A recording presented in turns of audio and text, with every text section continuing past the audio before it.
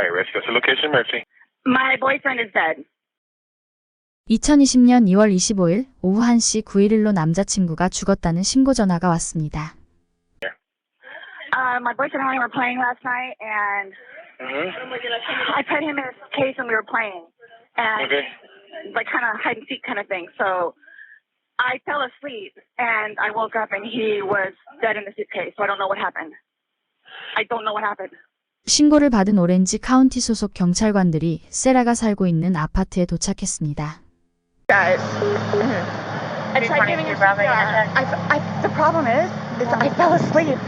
I fell asleep. When did you do CPR? This morning when I found him. Before you called? Yes! Got out of the bed at like 12:30ish, whatever. So I came downstairs and I was like, oh, he's in the suitcase still.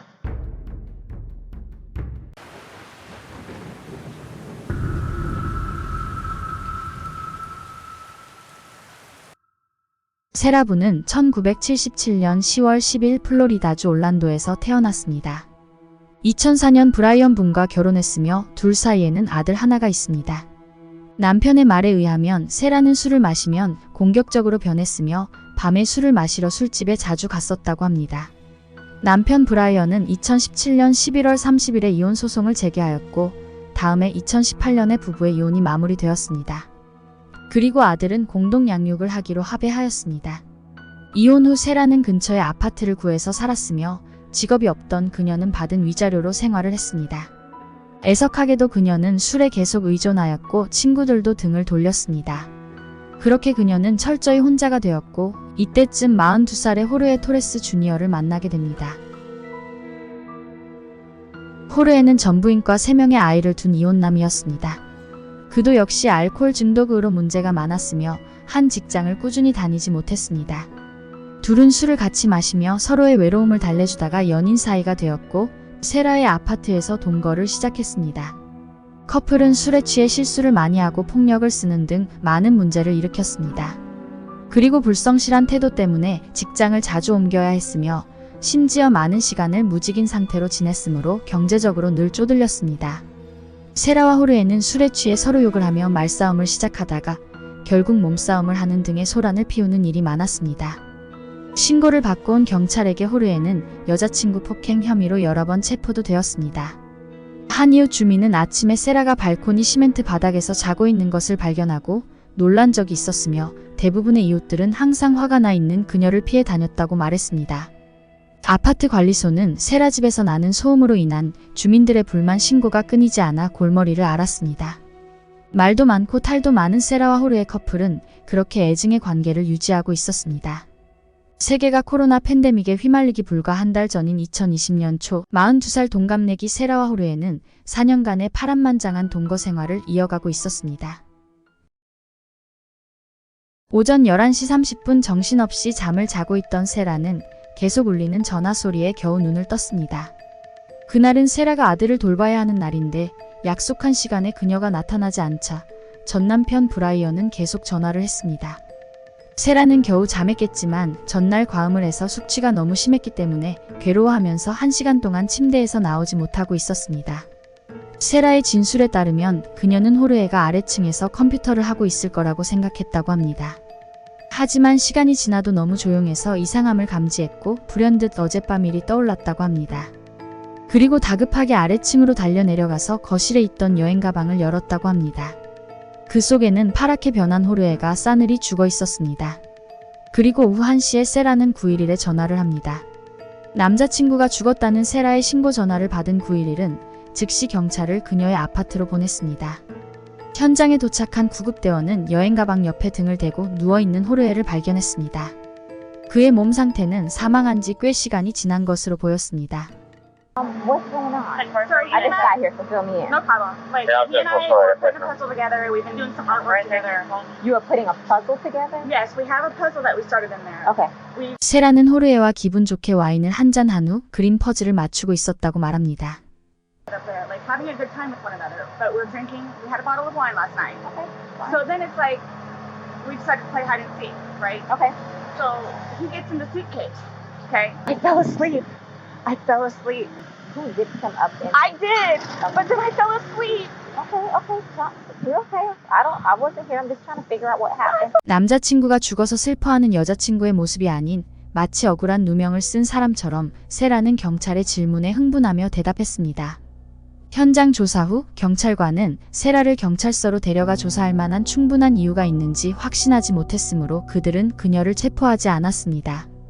하지만 세라가 떠나기 전에 경찰은 그녀의 핸드폰을 포렌식해도 된다는 동의서를 받았습니다. 그리고 세라는 경찰에게 자기의 전화를 건네주고 집으로 무사히 돌아갔습니다.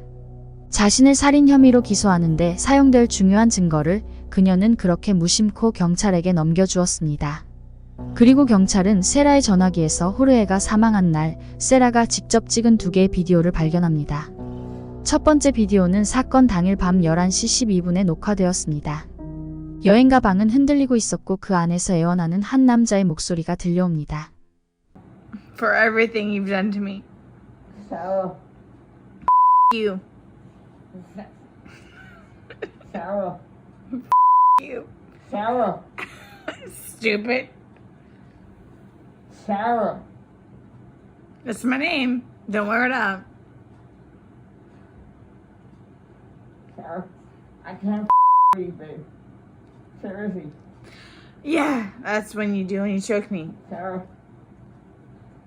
호르헤는 계속해서 숨을 쉴 수 없다며 꺼내달라고 세라에게 애원했지만 그녀는 당신이 바람 피울 때 나도 숨을 쉴 수 없었어 라고 말하면서 통쾌하게 웃으며 그를 조롱했습니다.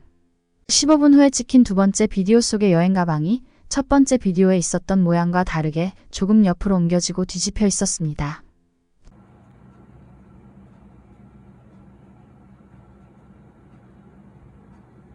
Sarah.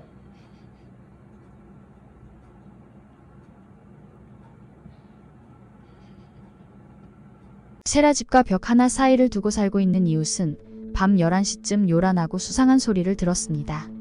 마치 무거운 어떤 물체가 계단에서 쿵쿵 소리를 내며 굴러서 떨어지는 소리 같았고 심지어 벽이 울릴 정도로 시끄러웠다고 합니다. 형사는 이 2개의 비디오의 존재를 세라에게 알리지 않은 채 부검 결과에 대해 얘기할 게 있다며 세라를 경찰서에 오게 합니다. 부검 결과 호르헤의 사망 원인은 긴 시간 동안 좁은 공간에 갇히게 되면 오는 압박과 산소 결핍으로 인한 질식이 주요 사망 원인으로 나왔습니다. 하지만 시신에서 타박상뿐만 아니라 여러 부위에 상당한 폭행의 흔적이 발견되었습니다.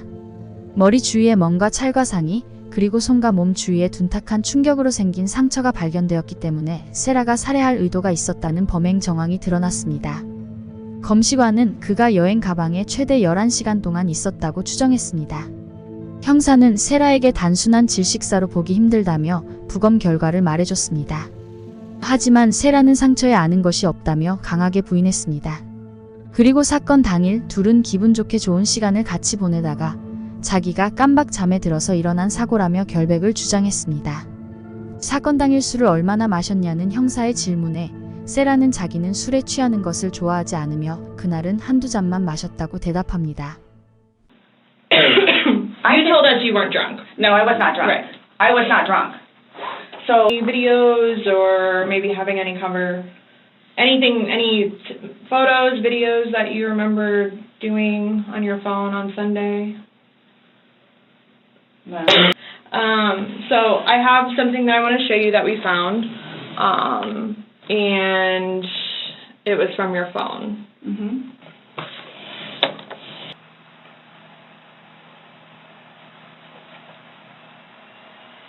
No, I don't remember that. For everything you've done to me. For everything you've done to me. 영상을 보고 충격을 받은 것 같은데 왜 그런지 말해줄 수 있냐는 경찰의 질문에 세라는 자기가 누군지 아냐며 생뚱맞은 말을 하기 시작합니다. I'll understand who I am. Where, Okay. Well, tell me. I mean, I've always been a straight A student. I am an outstanding mother to my son. Okay. I excel at everything. I would not do that. 형사는 세라에게 2번째 영상을 보여주면서 왜 가방이 첫 번째 영상과 다른 모양이냐고 묻자 세라는 이렇게 대답합니다. And how did it go from the back to the front? I flipped it. Okay. My plan was not to go upstairs and go to sleep, Well, that's what you did. Yeah. but not intentional though. No. 세라는 호르에가 스스로 나올 수 있게 손가락 넣을 만한 공간을 남겨놓고 지퍼를 잠갔다고 말했습니다. 하지만 영상 속의 여행 가방에는 어느 구멍도 보이지 않았습니다. 그녀는 의도적으로 호르에를 죽게 내버려 둔 게 절대 아니며 자신도 모르게 잠이 들었다며 억울함을 호소하였습니다. 하지만 살려달라고 애원하는 호르에를 내버려 두고 매정하게 방으로 올라간 사실은 더 이상 부인할 수 없었습니다. 경찰은 세라를 호르의 살인 혐의로 조사실에서 체포하였습니다. 그리고 그녀는 2급 살인 혐의로 기소되었으며 재판은 2023년 10월 2일에 열릴 예정입니다. 영상 제작에 힘을 보태주실 분들은 구독, 좋아요, 알림 설정 잊지 마세요.